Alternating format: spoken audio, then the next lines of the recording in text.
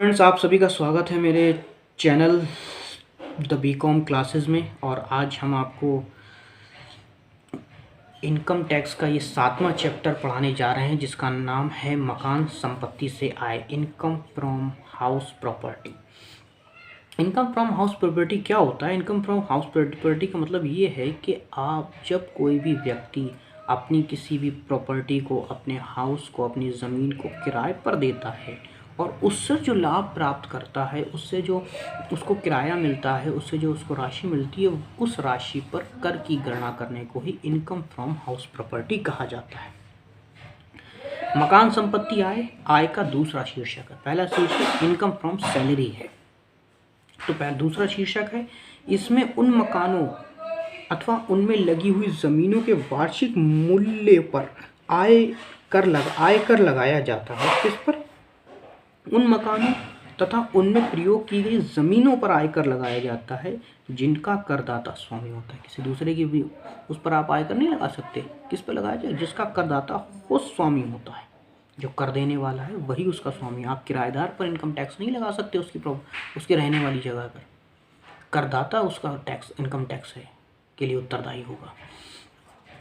तो इस शीर्षक में केवल वही मकान कर योग्य हैं जो किराए पर उठाए हुए हैं। कौन से मकान कर योग्य होंगे? वो मकान जो किराए पर उठाए हुए हैं अथवा स्वयं के रहने के लिए प्रयोग किए जा रहे हैं। या तो करदाता स्वयं रह रहा है या उसे किराए पर उठा दिया, तो वही मकान क्या होंगे? आपके कर योग्य होंगे। अथवा अंशतः स्वयं प्रयोग में हो अथवा अंशतः किराए पर उठाए हुए हों। कभी कभी ऐसा होता है एक ही मकान है, उस मकान में हमने 4 कमरे बना दिए, एक कमरे में हम खुद रह रहे हों और 3 कमरे हमने किराए पर उठा दिए। मतलब कुछ अंश पर हम रह रहे हैं, कुछ अंश पर बाकी लोगों को हमने किराए पर दे दिया है, परंतु वे मकान इस शीर्षक में कर योग्य नहीं है। वे मकान क्या होंगे? इस शीर्षक में कर योग्य नहीं है, जिन्हें करदाता अपने व्यापार के लिए प्रयोग करेगा। कौन से मकान कर योग्य की आय में शीर्षक में नहीं लिखे जाएंगे? इनकम फ्रॉम हाउस प्रॉपर्टी में कौन से मकान नहीं लिखे जाएंगे? वे मकान नहीं लिखे जाएंगे जिसको करदाता अपने व्यापार के लिए प्रयोग कर रहा होगा। गोडाउन बना लिया, उसका कोई पुराना घर हो, उसने अपना गोडाउन बना लिया, फैक्ट्री बना ली, तो ऐसे मकान कभी भी क्या होंगे? मकान संपत्ति की आय के शीर्षक में कर योग्य नहीं होंगे। अच्छा, इसमें कुछ और बातें हैं। उपयुक्त परिभाषा में निम्न महत्वपूर्ण बातें हैं, जो बहुत सी महत्वपूर्ण बातें जो ऊपर कही गई हैं उसको यहाँ एक्सप्लेन किया गया है। मैं आपको बताता हूँ। पहला है भवन अथवा मकान अथवा उसमें लगी हुई ज़मीनों पर। आपने भवन बनवाया, मकान बनवाया, तो उसमें लगी हुई ज़मीनों पर क्या होगा?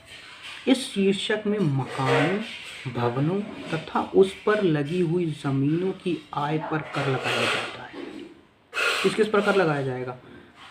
मकानों, भवनों में तथा उसमें लगी हुई आय। मकान पर कर होगा, भवन पर भी कर लगाया जाएगा, या उसमें जो लगी हुई ज़मीन है उस ज़मीन पर कर लगाया जाएगा। वह ज़मीन जो किसी मकान या भवन के साथ ना लगी हो, वह ज़मीन, कौन सी ज़मीन? वो ज़मीन जो किसी मकान या भवन के साथ ना लगी हो, आय के अन्य साधनों के शीर्षक में सम्मिलित की जाएगी। वो इसमें सम्मिलित नहीं की जाएगी, इनकम फ्रॉम अदर बिजनेस में सम्मिलित की जाएगी। इसके लिए उसका कोई नहीं। मकान में लगी हुई भूमि में, मकान का कंपाउंड, मकान में जो भूमि लगी होगी कहाँ कहाँ तक जोड़ी जाएगी? मकान का कंपाउंड, खेल का मैदान, सब्जी का बगीचा आदि शामिल हैं। कौन कौन सी चीज़ें शामिल हैं? मकान का कंपाउंड भी शामिल है, मकान का खेल का मैदान भी शामिल है। अगर आपने मकान बनवाया, आगे थोड़ा फील्ड छोड़ दिया है खेलने के लिए बच्चों के, आपने सब्जी गार्डन बना लिया या सब्जी का बगीचा बना लिया, तो ये सब भी शामिल होंगे। इन सब पर भी टैक्स लगाया जाएगा। दूसरा है करदाता का उस मकान संपत्ति का स्वामी होना। ये शर्त है। इनकम टैक्स किस पर लगाया जाएगा? उसी पर लगाया जाएगा, उसी भूमि पर लगाया जाएगा जिसका करदाता स्वयं मालिक होगा। तो क्या होगा?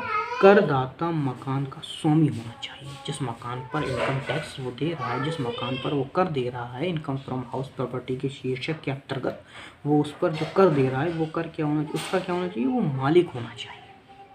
पहली शर्त है। दूसरी शर्त है, यदि किसी करदाता के पास कोई मकान पट्टे पर, जिसे लीज कहते हैं, पट्टे पर है, तो उसे पुनः किराए पर उठाने से करदाता को जो आय होगी, कभी कभी क्या होता है इसे कि मैंने पूरा मकान किराए पर लिया, किसी व्यक्ति से मैंने कोई मकान किराए पर लिया। अब मैंने जो मकान किराए पर लिया, उस मकान को मैं पूरा यूज़ नहीं कर पा रहा हूँ, कुछ भाग उसका ऐसा जो खाली हो गया। तो मैंने क्या करा, मैं खुद एक किराएदार हूँ, लेकिन मैंने उस मकान को किसी और को किराए पर दे दिया। तो इसे कहते हैं पुनः किराए पर उठा देना मकान को। तो यदि उसे पुनः किराए पर उठाया जाता है, तो जो करदाता को आय प्राप्त होगी, टैक्स देने वाले को जो आय प्राप्त होगी, वह मकान संपत्ति के शीर्षक में कर योग्य नहीं होगी। किसमें? मकान संपत्ति के शीर्षक में कर योग्य नहीं होगी, वरन अन्य संसाधनों से आय के शीर्षक में आएगी। इनकम फ्रॉम अदर बिजनेस से के साधनों में लिखी जाएगी। अच्छा, तीसरी इसका पॉइंट क्या है, इसमें देखो ये दिया हो, मकान संपत्ति स्वयं स्वामी निम्न होते हैं। मकान संपत्ति के स्वामी किस प्रकार होना चाहिए? वह व्यक्ति जिसके नाम पर मकान पंजीकृत हो, मकान का रजिस्टर उस व्यक्ति के नाम पर होना चाहिए, तब मालिक माना जाएगा। दूसरा, रहन सहन की दशा में रहन रखने वाला स्वामी होगा। जिसके पास मकान रहन पर रखा हुआ है, जिसे हम लोग गिरवी कहते हैं, वह स्वामी नहीं होगा। हमने अगर अपना मकान गिरवी रख दिया तो इसका मतलब ये नहीं कि वो हमारे मकान का स्वामी हो गया। स्वामी अभी भी हम हैं, हमने उसे भले गिरवी पर रख दिया है। अगला आ गया है माने गए स्वामी। निम्न को संपत्ति का स्वामी माना जाएगा। कौन कौन ऐसे व्यक्ति होंगे जिनको संपत्ति का स्वामी माना जाएगा? तो इस शीर्षक में कुछ बातें कही गई हैं। तो पहली बात ये कही गई, यदि कोई व्यक्ति अपने जीवन साथी को अथवा अपने अवयस्क बच्चे को, जीवन साथी यानी वाइफ को अपनी, या अपने अवयस्क बच्चे, अवयस्क का मतलब वो होता है जो 18 साल से कम हो, या अविवाहित पुत्री, जो विवाहित पुत्री ना हो या विवाहित पुत्री ना हो, बिना पर्याप्त विफल के लिए मकान को हस्तांतरित कर दे।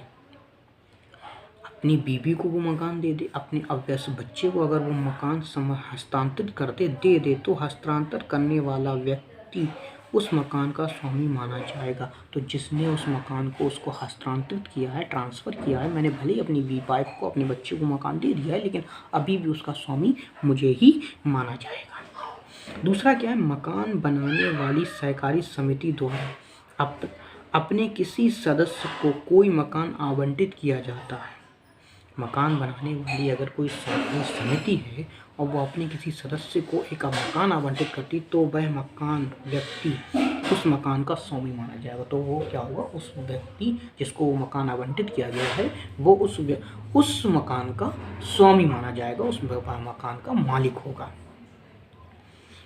हमारा अगला टॉपिक है आंशिक अनुबंध पूरा करने पर यदि किसी व्यक्ति को किसी भवन पर कब्जा करने का अधिकार मिल जाता है। जैसे मान लीजिए हमने एक अनुबंध करा, उस अनुबंध के अनुसार ये था कि आपने मुझे या किसी ने मुझे उधार पैसे दिए और मैं अनुबंध के मुताबिक उस पैसों को चुका नहीं पाया, तो उस व्यक्ति का, जिस व्यक्ति ने मुझे पैसे दिए, वो अगर मेरे घर पर कब्जा मिल जाए उसको, तो